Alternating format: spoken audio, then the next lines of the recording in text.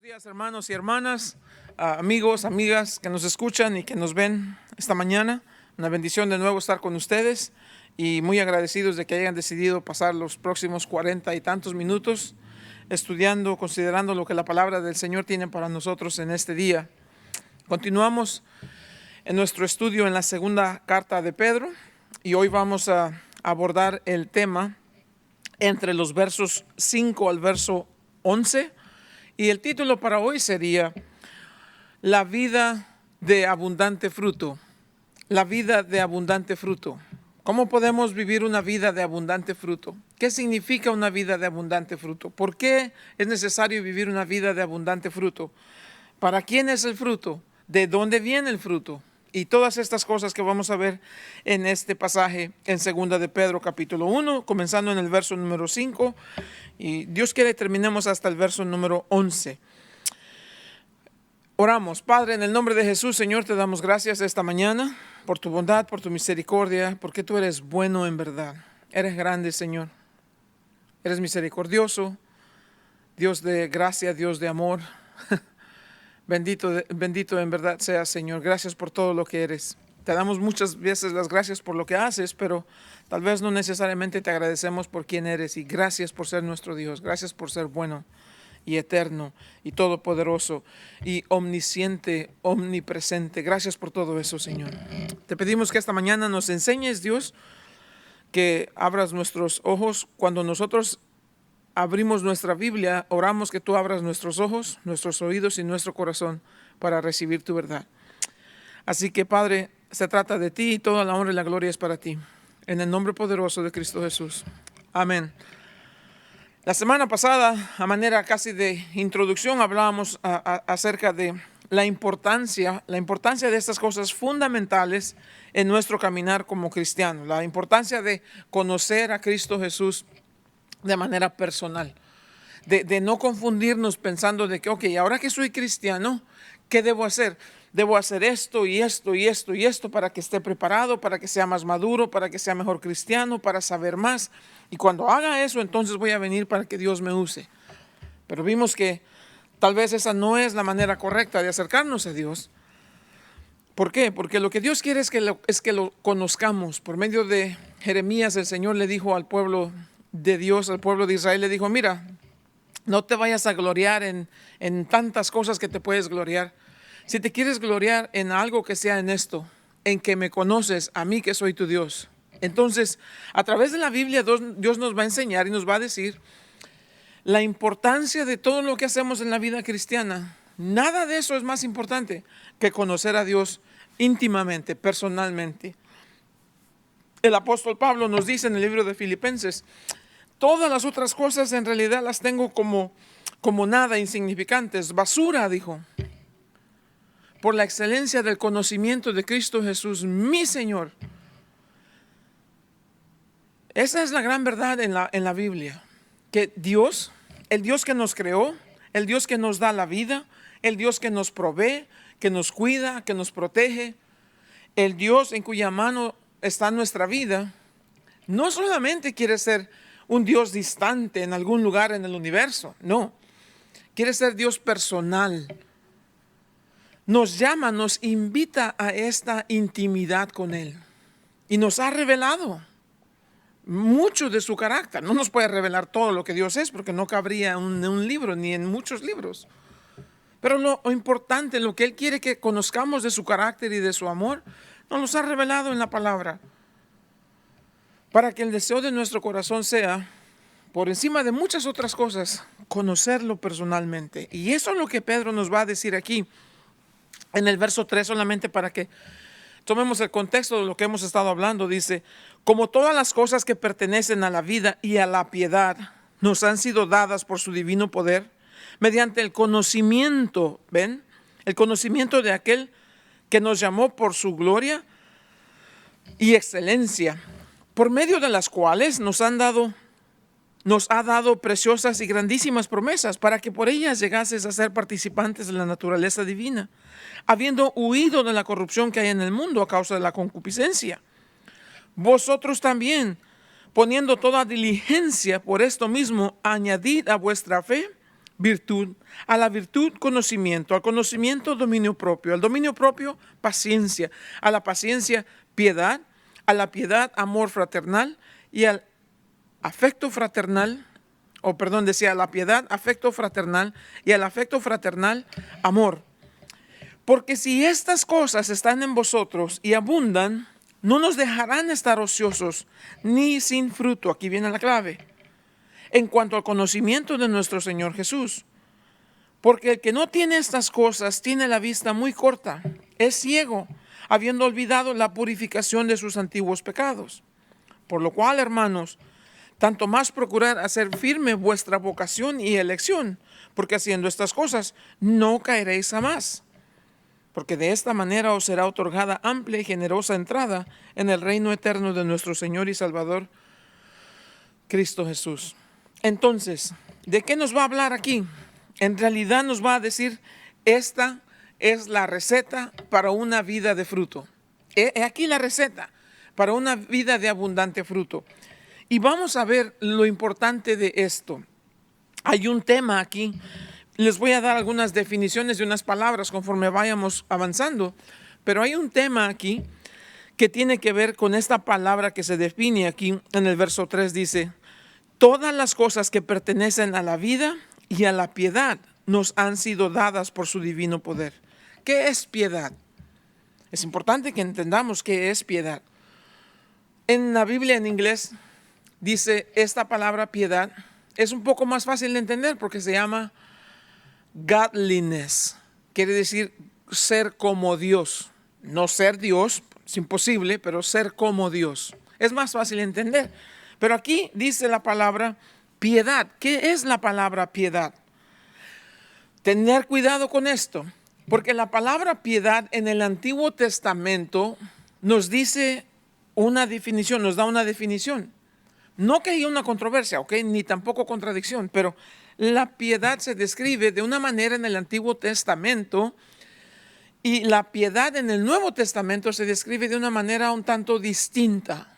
¿Por qué? En el Antiguo Testamento encontramos muy a menudo la palabra misericordia. Entonces, piedad es misericordia en el Antiguo Testamento. Por eso dice, ten piedad de mí conforme a tus múltiples misericordias. Eso es piedad. Tener misericordia. Una persona piadosa que se identifica con alguien y tiene misericordia de aquellos que están en necesidad. En el Nuevo Testamento, entonces, la palabra piedad, como en este caso aquí, nos da una definición un poco distinta. Porque en el Nuevo Testamento la palabra piedad es obediencia de los mandamientos de Dios, y vean, y el cumplimiento de la voluntad de Dios tal como Él lo pide. Por eso les decía, en inglés, godliness, piedad, sería ser como Dios. Ser como Dios. En español la palabra piedad, un poquito distinta en la manera en que se escribe. La etimología puede ser distinta, pero el significado nos dice que es el amar a Dios, el obedecer a Dios y el vivir a la manera de Dios. En otras palabras, piedad vendría siendo devoción a Dios por cuanto nos agrada obedecerlo, porque lo amamos. Piedad podría definirse de esa manera. ¿Qué es piedad? Es esa devoción a Dios porque nuestro deseo es obedecerlo ya que lo amamos. Eso sería piedad. Obedecemos a Dios porque lo amamos y esa es nuestra devoción a Dios. En realidad viene siendo muy similar. Piedad es querer ser como Dios, vivir a la manera de Dios. Es importante esa palabra, no se vayan a confundir por favor y no se les vaya a olvidar esta palabra. Porque si eso es cierto, lo que Pedro quiere hacer aquí en estos versículos, del versículo 5 al versículo 11, es instruir a los creyentes de cómo deben vivir una vida piadosa, una vida de devoción y obediencia a Dios, por amor a Dios. Pedro quiere instruir a los creyentes de cómo vivir una vida piadosa mientras ellos buscan llenar sus corazones con Dios mismo, mientras avanzan en ese deseo de ser más como Dios. Eso es lo que Pedro quiere comunicar en estos versos. Importante que no se les olvide esto. ¿De qué estamos hablando? Pedro nos está hablando de cómo vivir la vida a la manera de Dios, llenando nuestros corazones con la presencia de Dios por el deseo que tenemos de ser cada día más y más como Dios. Ese es el mensaje. ¿Y cómo vamos a ser cada día más y más como Dios? Cuando entendemos que el todo de la vida cristiana es ser personas que traemos fruto. El todo en la vida cristiana se trata del fruto que traemos delante de Dios y para la bendición de otras personas. De eso se trata la vida cristiana. No, la vida cristiana no es para que Dios te bendiga y te vaya bien y tengas todo y no te falte nada y nadie te preocupe. No. La vida cristiana no es para que lo quiero y lo reclamo, como dicen muchos. No. Dios no cumple antojos. Dios bendice a sus hijos, pero no cumple antojos. La vida cristiana no es para eso. La vida cristiana no es como esa estampita que poníamos en nuestra cartera, que cuando estábamos en problemas la sacábamos y por favor, del milagrito, por favor. No, la vida cristiana no es para eso. La vida cristiana es para que conozcamos a Dios de manera íntima, de manera personal, y esa intimidad con Dios produce en nosotros un fruto que es para los demás. Eso es la vida cristiana. A Dios le place volcar todos sus recursos, derramar sus recursos, sus bendiciones en sus hijos, en su pueblo, de manera que sus hijos sean de bendición a otros. Eso es el todo en la vida cristiana, no se confundan. Entonces, Pedro aquí nos va a enseñar cómo vivir una vida piadosa, llenando nuestros corazones con Dios y esforzándonos, avanzando en cada día ser más como Dios. Hay una canción hermosísima de los hermanos Gutiérrez: amar como tú amas, sentir como tú sientes, vivir como tú vives, ser como tú. Ese es el todo en la vida cristiana. ¿Cómo lo hacemos? Miren, la Biblia dice en Primera de Timoteo, les voy a leer el verso porque es importante que tengamos el contexto correcto. ¿Cómo es que podemos vivir una vida piadosa, llenando nuestros corazones de Dios y llegando a ser cada día más como Él en todo lo que hacemos? Primera de Timoteo 4, versos 6 al 8 dice, Pablo le escribe a Timoteo, le dice: Timoteo, cuidado de estas personas y de estas cosas y de estos falsos maestros, cuídate de ellos, dice. Instruye a los hermanos para que aprendan a diferenciar los falsos maestros. Y luego dice: si esto le enseñas a los hermanos, buen ministro de Jesús vas a ser, nutrido con las palabras de la fe y de la buena doctrina que has seguido.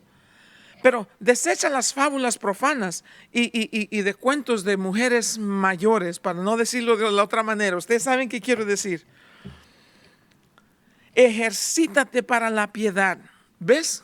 Ejercítate, dice, para ser como Dios, porque amas a Dios, porque quieres obedecer a Dios. Eso es lo que dice, ejercítate para la piedad. Dice, porque el ejercicio corporal para poco es provechoso, pero la piedad, pero el ser como Dios, pero obedecer a Dios, pero amar a Dios, dice, para todo nos aprovecha, pues tiene promesa de esta vida y de la vida venidera.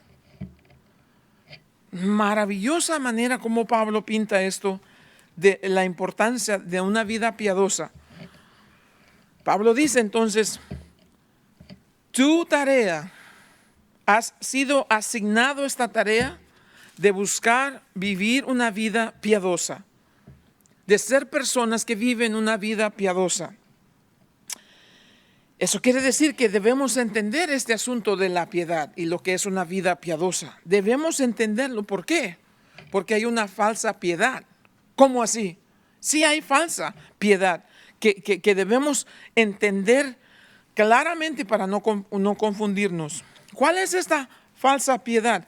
Allí mismo en Timoteo, pero esta vez en la segunda carta de Timoteo, en el verso número 5 dice, en el tiempo, dice, adelante vendrán días difíciles, dice en el verso 1, y peligrosos, Porque los hombres van a ser amadores de sí mismos, avaros, vanagloriosos, soberbios, blasfemos, desobedientes a los padres, ingratos, impíos, sin afecto natural, implacables, calumniadores, intemperantes, crueles, aborrecedores de lo bueno, traidores, impetuosos, infatuados, amores de los deleites más que de Dios, que tendrán apariencia de piedad. Ahí está la clave. A pesar de que son todas esas cosas horribles, dice, aparentan ser personas piadosas. O sea, tienen la apariencia de que en realidad aman a Dios, tienen la apariencia de que quieren obedecer a Dios y tienen apariencia de una devoción a Dios. Pero dice Pablo, esa piedad es falsa, esa piedad es fingida, esa piedad no es real, no es verdadera. ¿Y cómo sabemos que no es verdadera? Mira lo que dice, tendrán apariencia de piedad. La palabra apariencia es la misma palabra forma. Tienen forma de ser piadosos, pero no lo son. La palabra forma significa la figura, la silueta de algo, pero sin sustancia. Cuando usted está caminando por la calle a las 12 y algo del día, puede ver su sombra en el suelo. Y si se para de tal manera, ve la sombra igualita como es la silueta de su cuerpo dibujada en esa sombra. Pero la sombra no es la esencia de quien usted es. Usted es esa esencia. Entonces, ¿qué dice aquí? Hay personas que tienen una apariencia de piedad, una forma de piedad, pero no son la esencia. Son solamente la sombra, son solamente la silueta. Bien importante, súper importante para los cristianos, aprender a distinguir qué es piedad verdadera, genuina, real, y qué es piedad que solamente es sombra y silueta de la esencia. ¿Y cómo nos damos cuenta? ¿Cómo nos damos cuenta que eso no es real? Al ver a dos personas, pueden estar sentadas en la iglesia. Una está sentada allí, otra está sentada ahí. No crean que son ustedes, pero ustedes están sentados ahí. Uno está sentado aquí y los dos tienen apariencia de piedad. ¿Cómo sé quién de los dos es real y quién no? De esta manera. Toda forma de piedad que no tiene poder real es solamente religión. Repito, para que me escuchen. ¿Cómo distingo una piedad que es falsa de una piedad que es genuina, real y verdadera? ¿Cómo se distinguen las dos? Aparentemente son idénticas. ¿Cómo distingo la piedad falsa y la piedad verdadera? La piedad falsa no tiene poder. La piedad verdadera demuestra poder. ¿Cómo así? ¿Qué poder estamos hablando? La religión nos da una impresión de algo que no es real. Esa es una persona religiosa. Su piedad es solamente suficiente para una religión. Esta persona no es una persona solamente religiosa. Su piedad se demuestra en el real poder que hay en esa persona. Esta persona se mira religiosa, habla religioso, trae una Biblia y todo lo demás, pero está hueca, vacía en cuanto a el poder de Dios. Esta persona está llena del poder de Dios.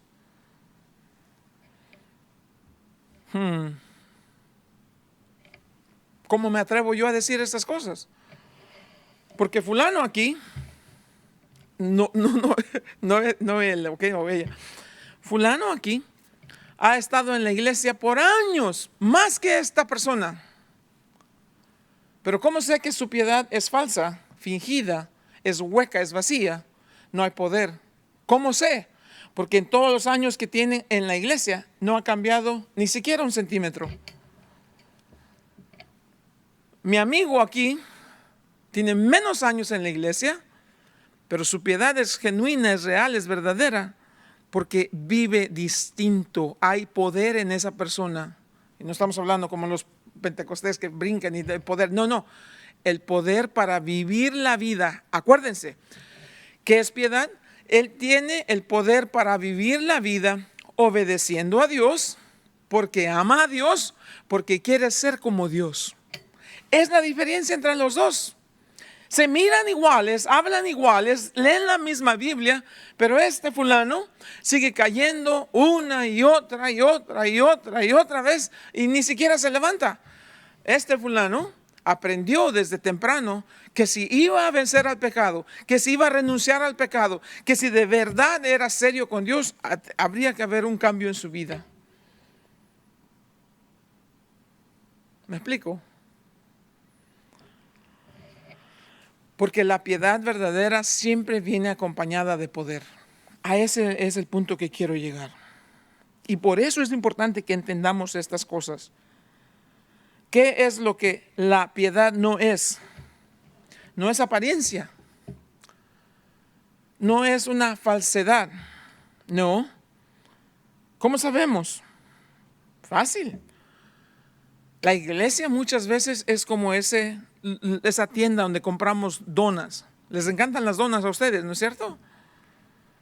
Hay veces personas como fulano aquí ven, obviamente no estoy señalando, vuelvo y repito, personas como fulano aquí en mi derecha ven a la iglesia como esa tienda de donas. Van a ese lugar porque es dulce, porque huele bonito, porque les encanta y comen donas, pero las donas no sirven para nada, no hay sustancia. La iglesia no es la tienda de donas de Dios. No. La iglesia es un lugar donde la persona que venga, porque quiere vivir una vida a la manera de Dios, caminando con Dios, conociendo a Dios, obedeciendo a Dios, porque ama a Dios, esa persona va a ser cambiada. Allí radica la efectividad del poder de Dios en esa persona. Porque la religión de fulano aquí no lo puede cambiar, nunca lo va a cambiar, porque la religión carece y siempre está vacía de poder, pero la verdadera relación personal de este individuo aquí con Dios le hace merecedor, no merecedor, pero le hace receptor, es la palabra correcta, le hace receptor de la gracia de Dios que viene cargada con su poder para cambiar a esta persona, porque Dios conoce su corazón y sabe que Él quiere cambiar. Entonces, la piedad es un estilo de vida que refleja el carácter de Dios. La piedad es un estilo de vida que refleja el carácter de Dios. Esta persona aquí está ansiosa por pasar tiempo en la presencia de Dios. Esta persona aquí no le interesa pasar tiempo en la presencia de Dios. Él cree que suficiente es cuando él viene a la iglesia, que ni abre la Biblia, ni lee la Biblia en la semana, no lee, no ora, no nada. Pero cree que por venir a la iglesia es una persona piadosa, pero su piedad es falsa porque no tiene poder. Y porque no hay poder en su vida, sigue siendo derrotado. Este aquí descubrió el secreto y dijo, no, yo necesito el poder de Dios para renunciar a mi pecado. No quiero más que mi pecado me camine por encima. Quiero tener victoria sobre mi pecado. Confieso mi pecado. Señor, perdóname mi pecado y líbrame, lávame de mi pecado. En la misma iglesia. ¿Me explico? Una persona piadosa, que su piedad es genuina, tiene ese deseo, esa hambre por la presencia de Dios. A ver, les pongo un ejemplo a ustedes que conducen. Si vas por la calle manejando, vas muy a gusto, vas cantando, oh, Dios es bueno y yo lo amo. Y vas bien feliz, hasta que ves detrás de ti un carro blanco con negro, con una cosa arriba que tiene colores azules y rojos. ¡Acha la vida! De una vez te quedas así como, ¡ah! Aquí viene. Y dejas de cantar y te acomodas y tengo el cinturón, sí. El teléfono, todo aquí tranquilo. Observa, vas mirando por los espejos. ¿Por qué? Porque vas manejando en la presencia del policía. Y te sigue por 3, 4 cuadras y ahí vas derechito. Y paras a tiempo y pones tu direccional y haces todo perfecto. Porque estás en la presencia de aquel que te puede dar una boleta si no haces caso. ¿Cierto? Apenas se fue el individuo y ya su presencia no está allí nomás. ¿Qué haces? chuzo, no sabe lo que me acaba de pasar. ¿Te das cuenta?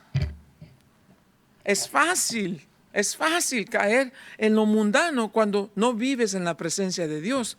Eso es lo que hace la diferencia entre este individuo y este individuo.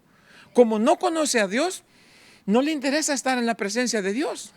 No se deleita en la presencia de Dios.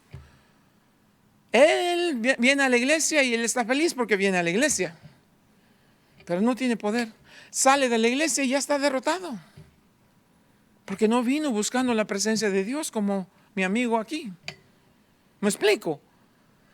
Sé que tal vez estoy siendo un poco muy incisivo, muy agresivo con esto, pero es que debemos ver las cosas de esta manera. Porque si no, perdemos el tiempo y vamos a pasar años y nada sucede. Sí, la vida piadosa no tiene que ver con ser vecinos de Dios.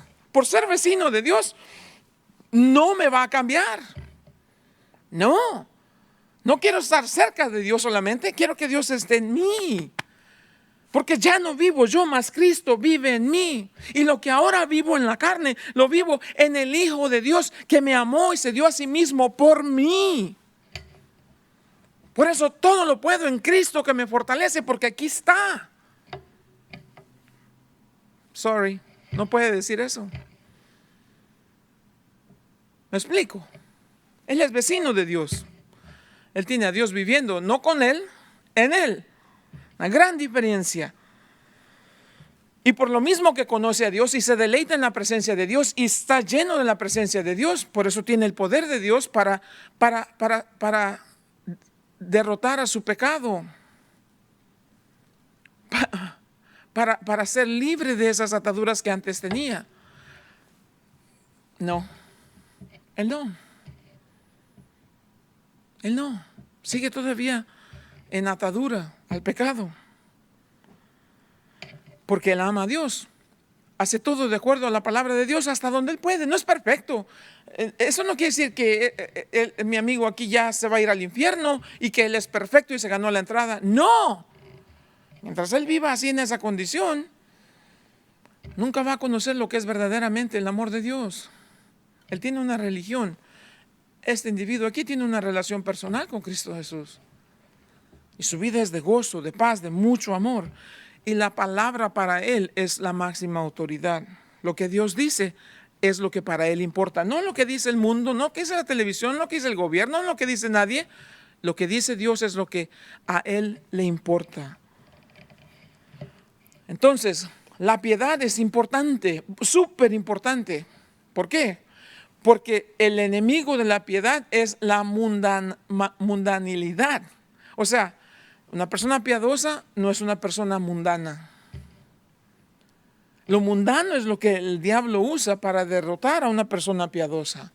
Santiago dice, no os hagáis amigos del mundo. Ajá. El que se hace amigo del mundo se hace enemigo de Dios. Si quieres ser amigo del mundo, debes entender que eres enemigo de Dios.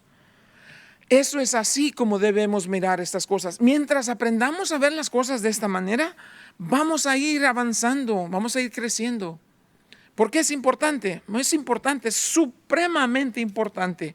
Porque si bien es cierto, en Cristo Jesús nos han sido dadas, dice Pedro, en Cristo Jesús nos fueron dadas todas las cosas que pertenecen a la vida y a la manera de obedecer a Dios, a la piedad. Ya nos fue dado todo. Ahora tenemos que apropiarnos de esos recursos, aplicarlos y vivir de acuerdo. No solamente escuchar, practicar. En Cristo Jesús tenemos vida nueva. En Cristo Jesús tenemos vida eterna. En Cristo Jesús y solamente en Cristo Jesús que podemos crecer. Y cuando la planta va creciendo, Salmo número 1 dice, será como un árbol plantado junto a corrientes de agua que da fruto a su tiempo y su hoja no cae. Ese es el secreto en la vida cristiana. ¿Qué tanto fruto vamos a rendir? Determina en dónde estamos parados. ¿En dónde estamos parados? Es Cristo Jesús que nos da la motivación para lo que hacemos y la meta de lo que hacemos. De todos tenemos deseos de crecer, eso no se niega. Por eso mi amigo viene a la iglesia. Simplemente que lo está haciendo de manera errónea. Pero él ya entendió por qué viene a la iglesia. Y lo está haciendo de manera bíblica.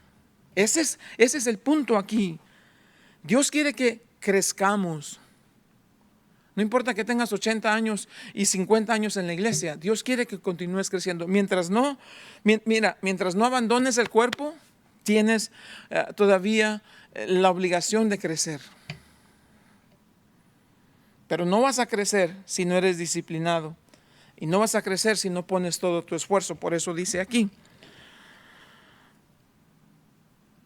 poniendo toda diligencia, debes poner tu ímpetu, tu dedicación, tu disciplina en este sentir. Yo quiero crecer, yo quiero que en mi vida haya fruto. Yo no quiero ser un árbol que solamente es bueno para sombra, sin fruto. No, yo quiero que Dios produzca fruto en mi vida. ¿Por qué? Porque Dios nos ha dado vida nueva y bendiciones espirituales en Cristo Jesús. Ahora nosotros vamos a ser diligentes para seguir creciendo en la piedad. Porque mientras más aprendemos de ser una vida piadosa, mientras más fruto Dios va a estar trabajando en nuestra vida. ¿Y quién hace todo? ¿Nosotros? No. Nosotros nomás nos presentamos. Dios es el que da el crecimiento y solamente Dios lo puede hacer. Entonces, crecer en piedad, si eso es lo que quiero, debo aplicar toda mi diligencia. Diligencia es la disposición a hacer con prontitud y con interés una cosa y hacerlo de buena voluntad. Entonces entiendo, el propósito de la piedad en mi vida es que en mi vida haya fruto. Así exactamente es. La piedad es entonces tener intimidad con Dios. ¿Eso quieres decir, Bert? Es exactamente lo que digo. ¿Y qué pasa cuando hay intimidad? Hay fruto. Cuando hay intimidad, hay fruto. Una vida que carece de fruto es una vida que evidencia falta de intimidad. No hay intimidad. Nada más hay religión. Porque no hay intimidad, no hay poder. Vacía esa vida.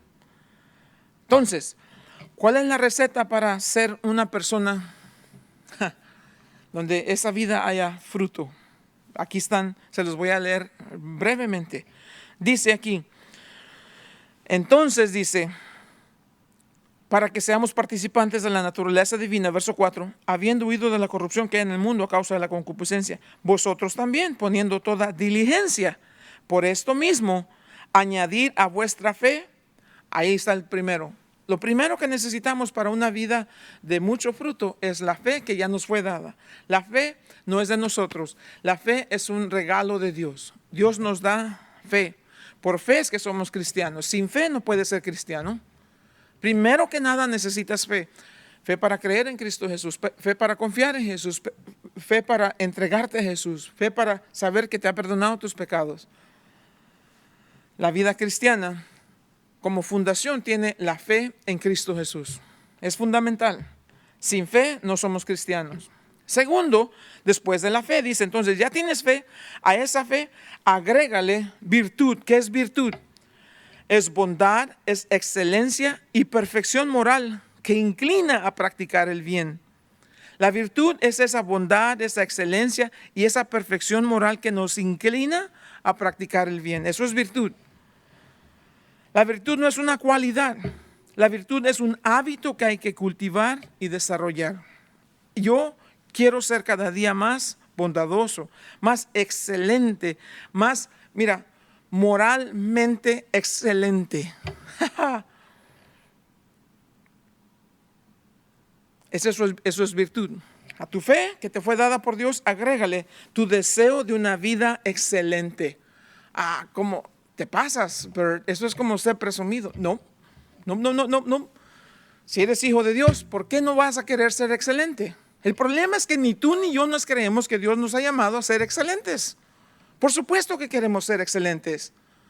Ese debe ser nuestro deseo. No para ser mejores que nadie. Queremos ser excelentes porque Dios es excelente en todo. Y si quiero ser como Dios, debo que comenzar con estas cosas. que para mí tal vez no tienen sentido, pero Dios dice, lo que quiero ver en tu vida es esa excelencia. Excelente en lo que haces, excelente en tu conducta, excelente en tu caminar, excelente en tu hablar, excelente en la manera en que te relacionas con en todo. Lo que estás buscando es la excelencia. Todo lo que hagas, hazlo con excelencia. La mamá que está lavando la ropa, hazlo con excelencia. La mamá que está cocinando, cocine con excelencia. El papá trabajando, trabaje con excelencia. El empleado debe ser un excelente empleado. El estudiante debe ser un excelente estudiante. Los cristianos debemos buscar siempre ser lo excelente, no lo más o menos, lo excelente. No por arrogancia, porque Dios es excelente. Así de sencillo. Si te puedo dar un ejemplo de excelencia, sé como Daniel. Daniel fue a vivir un país pagano con muchas cosas mundanas, y Daniel, cuando llegó allá, dice, propuso en su corazón no contaminarse. Eso es ser excelente. Y vivió en medio de lo más vil de la idolatría en su tiempo en Babilonia. Y de todos modos mantuvo una vida excelente. Y eso es lo que Dios quiere. Él te dio fe, agrégale excelencia. Tercero, agrégale conocimiento. Pero este conocimiento aquí dice, a nuestra fe le agregas virtud, a la virtud conocimiento. Este conocimiento es de experiencia, conocimiento que se adquiere por experiencia. El conocimiento que funciona, que trabaja, que hace, que se obtiene de una experiencia personal con Dios. No solamente en la teoría, pero en la aplicación de lo que conocemos. Es entender la verdad y cómo aplicarla. Eso es conocimiento. ¿Cómo llegamos a ese conocimiento? Estudiamos la palabra. Estudia, dice, para presentarte a Dios como obrero aprobado. Estudia la Biblia para que seas un obrero aprobado. Y una vez que estudias la Biblia, dice, entonces ahora deja que la Biblia te penetre tu corazón. Después de conocimiento, ¿qué agregamos? Dominio propio. ¿Qué quiere decir eso? Significa que no hago como yo quiero, sino hago lo que a Dios le agrada. Eso es tener dominio propio. Cuando alguien me insulta, lo que yo quiero es, pero a Dios no le agrada que yo haga eso. En vez de, tengo que voltearme y tengo que, Padre, por favor, perdona a tal persona y bendice a tal persona. Dominio propio es el fruto del Espíritu, es una de las características del fruto del Espíritu. Dominio propio en 3 áreas. Así de facilito te lo voy a poner. Aprende a dominar tu lengua. Que la canción. Domina tu lengua, domina tu temperamento y domina tus tentaciones. Tu lengua, tu temperamento, tus tentaciones. ¿Tienes dominio propio? Como dice mi cuñada, allá tú y tu corazón. Al dominio propio agrégale, dice aquí, agrégale paciencia. Paciencia. La habilidad de permanecer inmovible bajo circunstancias difíciles. Pero no solamente de, pues aquí estoy como la canción, sufrir me tocó a mí en esta vida, llorar es mi destino hasta el morir. No, eso no es paciencia. Paciencia es cuando las dificultades se ponen difíciles, las cosas se ponen pesadas, todas estas cosas. Y yo digo, pero en el nombre de Jesús, el Señor es mi victoria, Jesús es mi fortaleza y vamos a salir de esto. Así me duela, así me sangre, así me quiebre, así me tire. En el nombre de Jesús, yo soy más que vencedor. A esa paciencia se refiere. Es aquellas cosas que hago que normalmente no las haría porque no hay fuerza natural que me ayude a hacer esas cosas. Al dominio propio, paciencia, a la paciencia, piedad. ¿Qué es piedad? Como les decía, es esa misericordia, es esa obediencia y en el Nuevo Testamento a los mandamientos de Dios. Es el cumplir la voluntad de Dios tal como Él lo pide. Es vivir a la manera de Dios, pues. En pocas palabras dice, ejerce dominio propio y vive de acuerdo a la voluntad de Dios, tal como Él lo pide.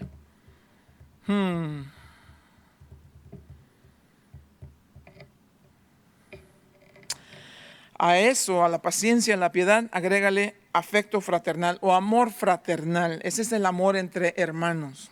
Como yo amo a mi hermano. Eso es, la palabra es Filadelfia, amor fraternal entre hermanos.